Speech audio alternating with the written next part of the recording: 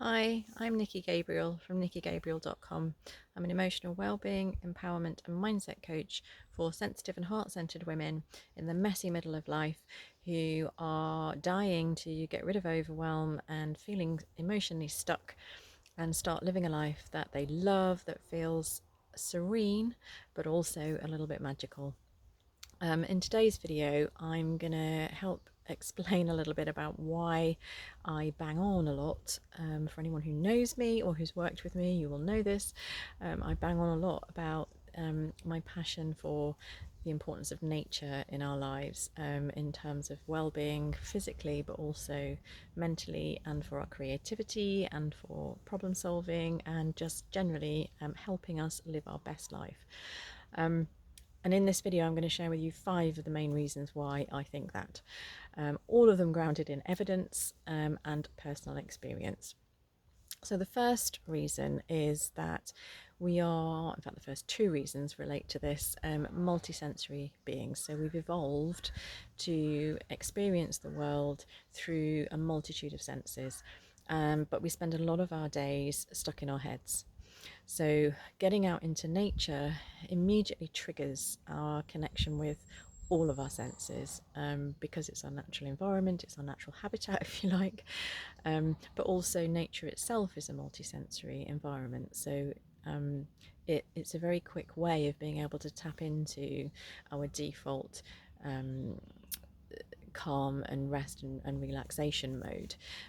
So when we get out into nature, particularly if we can slow down and just really start noticing the things around us, it starts to activate our neurochemicals of serotonin and dopamine, and if we go and hug a tree we can get oxytocin as well.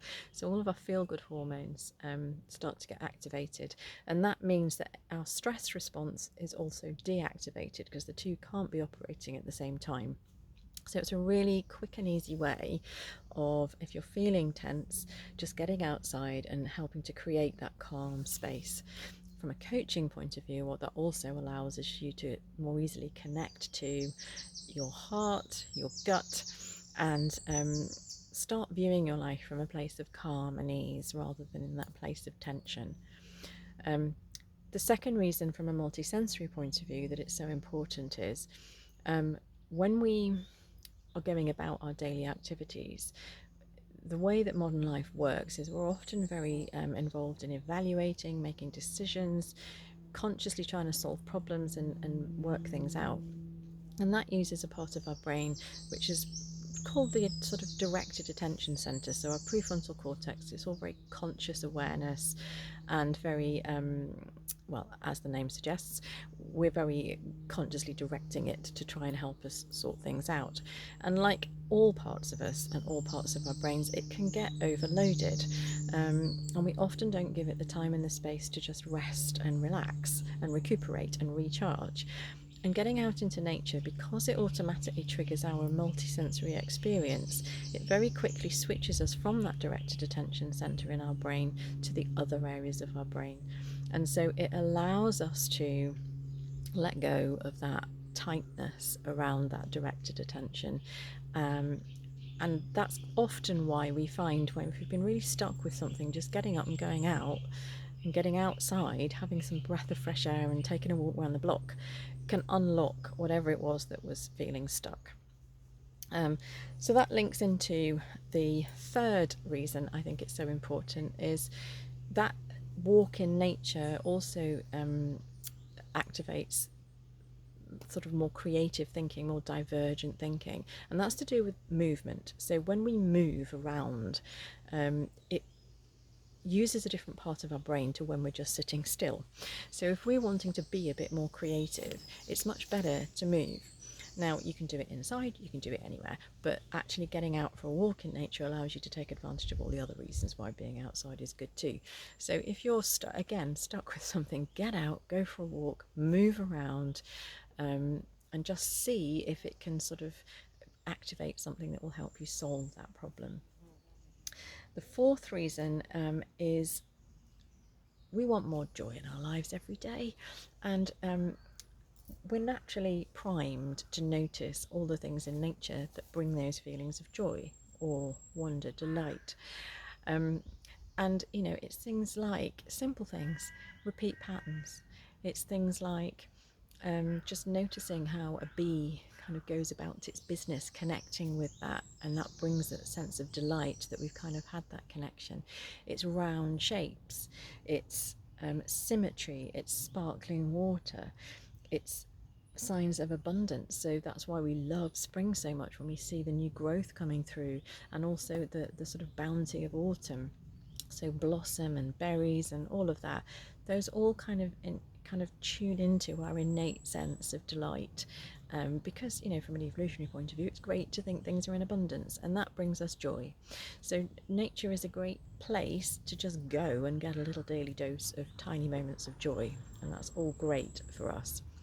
The final reason is, and you'll see this if you follow me or if you speak to me, most days I have some kind of nature inspired moment, where I can draw on what's happening around me in nature, or something I've seen, or a picture, or a memory that informs me a little bit about what's going on for me at this moment in time.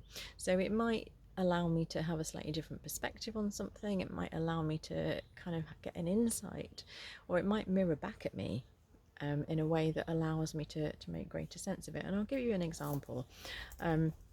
Spent a period of time sat under a tree, having been given an invitation at a forest bathing session, and two things happened. So the first thing was, I was sort of mulling over an issue about my relationship with my teenager, which at the time was quite challenging. Not because he's challenging, but just that whole boundary pushing and all of that, and I was struggling a little bit to know how to deal with it, and feeling that, you know, I'd lost my child and all of this. So two things happened. The first one was that I went to my first choice of tree and then thought, oh, you're not old enough to deal with this issue. So that was the first thing. The second thing was, as I was sat underneath this lovely old beech tree, I started thinking about caterpillars turning into butterflies. And then that triggered this sort of emotional response in me around that my son is actually in that cocoon phase. So he's done his little baby caterpillar thing. He's not quite turned out as the gorgeous butterfly or moth yet, but he will. But at the moment, he's kind of stuck in this cocoon phase, which is gloopy and messy and probably not that much fun for him either. And it's all hidden from view, it's all happening behind the scenes, it's all the hormones doing all the stuff.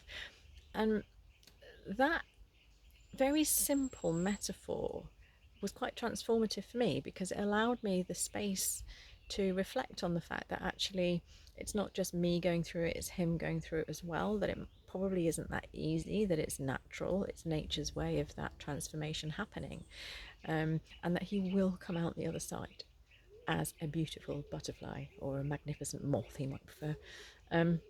So I invite you to just get out, see what you're drawn to, and just have a reflect on whether that can help give you some insight into a particular challenge or issue that you've got at the moment. Just ask, what's that? What does that tell me? What can I learn? What lesson is nature trying to teach me today? So on that note, I'll wish you a happy day, and a happy Midsummer's Day, in fact, and catch up with you soon.